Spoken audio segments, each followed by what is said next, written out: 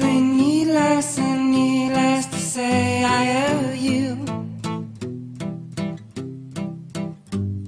Well, I wait 10,000 clicks for just one. Jules, it's that time of the week again. Viewers, welcome to the Back Post.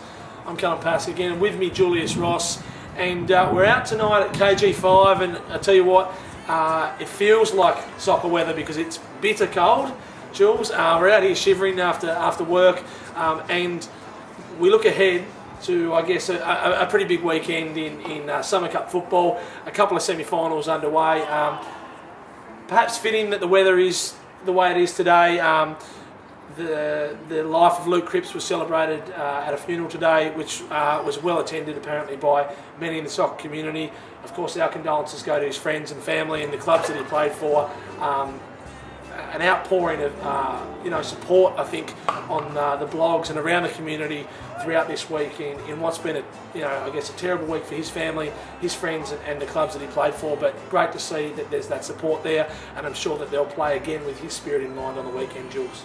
Yeah, certainly. It's unfortunately a bit of a dark week for soccer in our community in Tasmania because of this loss. And again, our condolences go out to the family and the friends of Luke Cripps. And I think this weekend is a massive weekend for Zebras, given that they're obviously playing South in the second semi-final, but the first semi-final is between Kingborough Lions and Olympia Warriors, and that's a big fixture, Cal. It's a huge fixture.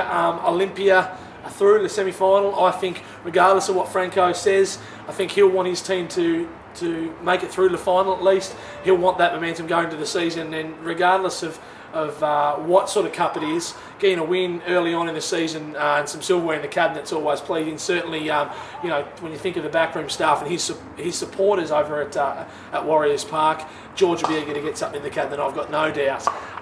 The Lions come into this season and in the pre-season cup with some vigour and some zest that hasn't perhaps been seen in the past couple of years, having recruited well, and by geez, I reckon they'll be hard to beat on Saturday, Jules. Yeah, look, they're looking really good. They've been scoring goals quite freely. I mean, Danny Cohen, the new signing from Metro, scored a hat-trick last week in the absence of David Cooper, who we all know can score goals. And this week it actually be a straight switch between those players. Danny Cohen's got work commitment, so Cooper will come straight back in. But I don't think that's going to be a concern for Matthew Rhodes. I think Cooper's going to slot into that position and he'll be a danger up front for them. Defensively for Olympia, they've lost Janko Begovic. He's still got a hamstring strain, and Chris Kumpalainen still to make an appearance in this tournament for Olympia. So they're the two outs. Interesting, it seems that Warren Waterloo, according to Franco Pavidi, has recovered from his big knock to Hugh Ludford last week, which sort of ended his second half against South Hobart last week. And so if he does play the game, he is always a danger. It has been a danger in this Summer Cup. Yeah, look, a huge figure, I think, for the game. I mean, he's certainly got to me in this pre-season cup. I love watching him play, and that is a huge in for them. When he went off last week, they lack that potency without him on the park, and a huge in for them. It'll be interesting to see how Lions line up against him.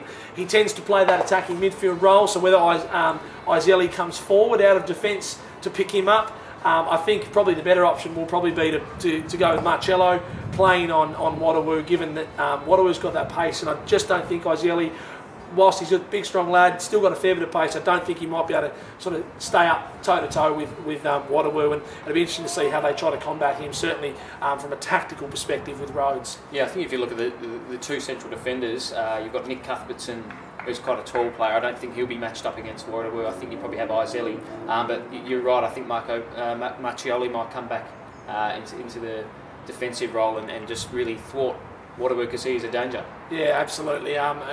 I think if they can stop Waterloo, and that's not to discount the rest of the Olympia players because they've got a talented list and they've got quite a bit of heart, as they've shown already in this pre-season cup. But I think if they can stop Waterloo, I think the Lions will probably progress to the final. The other thing with the Lions is they haven't been to this sort of stage of a tournament for quite some time. I don't think we've seen Kingborough in a semi-final. So that's credit to Matthew Rhodes, and they're going to be wanting to get their hands on silverware just as much as every other team that's left in the tournament. Yeah, and we've spoken about him before, certainly in our previews, but I tell you what, Cooper's a big in for them as well. Experience, knows where to be when the goals are there to be had, and I think him back in as well just means that the Lions might just be a little bit too strong for Olympia. That, of course, takes us to the 2 p.m. fixture on Saturday, which sees the Tilford Zebras play against South Hobart. The game that probably everyone's been wanting to see. The replay of the final last year in the Summer Cup, and even more so the first fixture in the actual season proper from last year to be replayed again on Saturday between the two teams. Last season it was sort of a bit of an anticlimax, 1-1 draw at the start of last season, and of course South went on to be the victors very, very comfortably in the season for 2011. But 2012 is a different story, and I think Zebras have to go in as favourites. And it'll be a tough day for them, no doubt. Perhaps not as tough as it was on Sunday last weekend, but a tough day nonetheless. And it'll be interesting to see how they line up against South, Jules. Yeah, certainly. I mean, obviously, it's unfortunate their minds might be in a different place, but hopefully they play for Luke in this game as they did last Sunday. I'm sure they'll be they're wearing their hearts on their sleeve for the club, and it's an important time for them. But as you said, it's a big game that everyone sort of wants to see whether Zebras can actually challenge South. Obviously, it's been some time that they haven't dropped a trophy, particularly the Southern Premier League, and people want to see Zebras push the team and ensure that it's not this one-sided league that we have seen in the last couple of seasons. Yeah, look, we saw South falter a little bit against Newtown Eagles in the dying stages, concede a late equaliser and then go on to lose on penalties.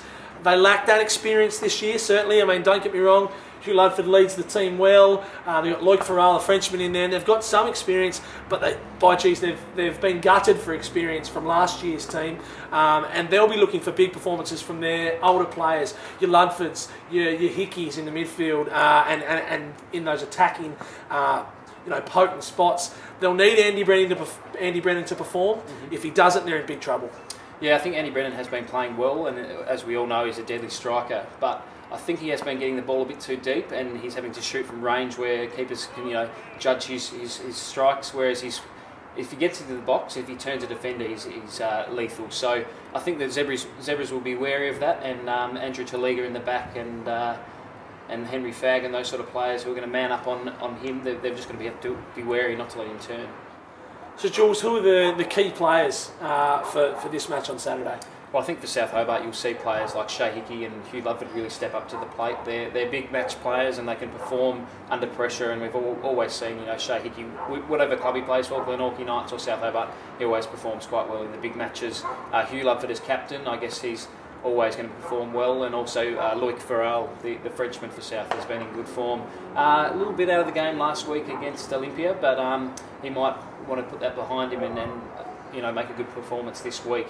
For Zebras, you've got Henry Fagg, who's been in and amongst the goals in most games during the Summer Cup. I think he might have scored in every game, and he bagged a hat-trick last week, so he's definitely a danger. You've got Aaron Brasendale, who's made a good impact, a good start to his return to the Zebras, and also Ricky Self. They're always dangerous, those players. I guess Andrew Taliga's got a big job ahead of him in thwarting the South attack, but I think he's an experienced player, and he'll be up to the task.